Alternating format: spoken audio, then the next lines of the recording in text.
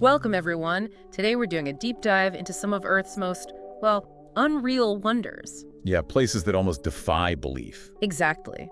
Our mission here is to kind of shortcut you straight to that feeling of awe.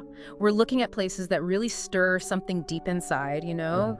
We're drawing from unreal wonders of planet Earth. And it's not just about pretty pictures, it's more about the soul of these places. Absolutely. These aren't just spots on a map, are they? They're like living art, shaped by geology, by nature, sometimes even by us. Right. They don't just sit there waiting to be seen. They kind of invite you to feel something, to think, to wonder about the forces that made them. Okay, so let's get into it. First stop, Patagonia. Ah, Patagonia. When I think of it, I just picture raw nature meeting this pure, almost deafening silence. It's like emotion in landscape form, isn't it? It really is. And the scale there, especially in places like Torres del Paine or near the Perito Moreno Glacier, it's immense. That glacier, wow. Yeah, and it's all connected to the southern Patagonian ice field. I mean, this isn't just your average snowfall. Right. It's one of the biggest ice masses outside the poles.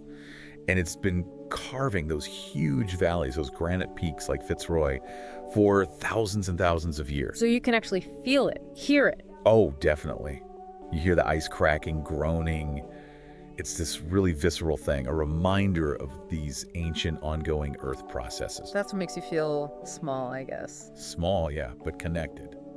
Deeply connected. Okay, so from that kind of raw elemental power, Let's completely shift gears. Let's float over to Bora Bora. a very different kind of awe. Totally different, serene, Yeah. almost Yeah. too perfect. The power there is in the tranquility. It's a beautiful contrast, isn't it? Bora Bora, they call it the Pearl of the Pacific. It's basically this old volcano surrounded by a coral reef. Which creates those lagoons, right? Exactly, those incredibly clear, glowing lagoons. The water, Right. the blue is just unreal. But it's not just the color, it's the life in it. You can often see right down to the coral, the fish. And the sunsets. Every single one feels like it was, I don't know, painted just for you. It's designed to reset your soul, truly.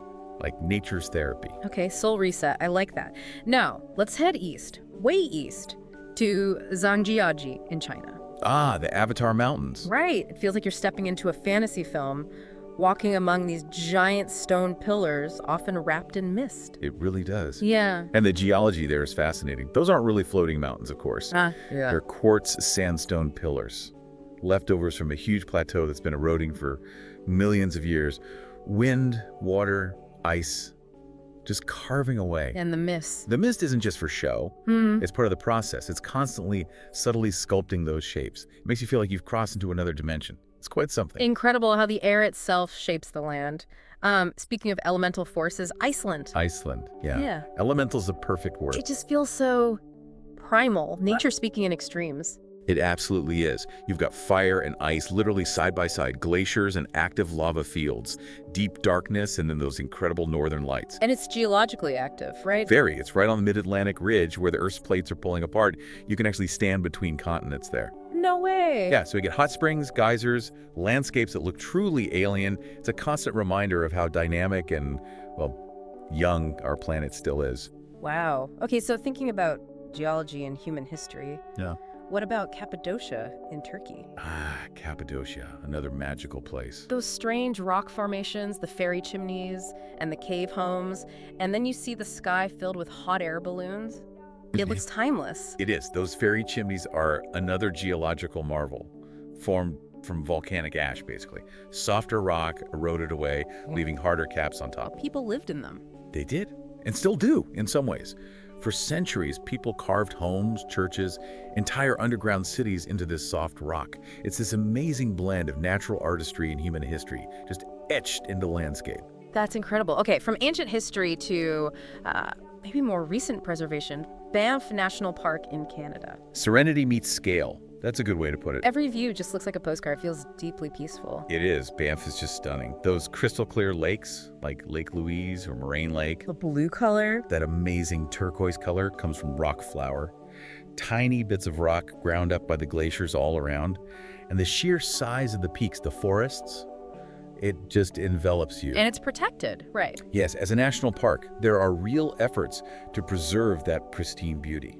It's a sanctuary for wildlife and for us, really. A place for contemplation. Okay, one last stop. Let's drift out into the Indian Ocean. the Maldives. Pure escape. That's what it feels like. Just endless blue above and below. A place to forget time, just be. Definitely. The Maldives is what, nearly 1,200 islands? Coral islands form these 26 atolls. Wow. And what you see on the surface is only half the story. Underneath, it's this incredibly vibrant world. Coral reefs teeming with live fish, manta rays, even whale sharks. It sounds like paradise. It is. But it's also quite a delicate paradise, you know? Very vulnerable. Which makes appreciating its unique beauty even more important. It really does. All these places, they make you feel small, don't they? In the best way possible, yeah. They're more than just destinations. They're Yes. like reminders of beauty, of wonder, of how incredible this planet really is. Absolutely. So the question for you listening is, after hearing about all these, which one of these unreal wonders is really calling your name? Which one sparks that desire? Yeah, and maybe think about this too. How do these places, even just hearing about them, change how we see our planet? And maybe even how we see ourselves? What kind of beauty do they make us want to protect? Something to carry with you.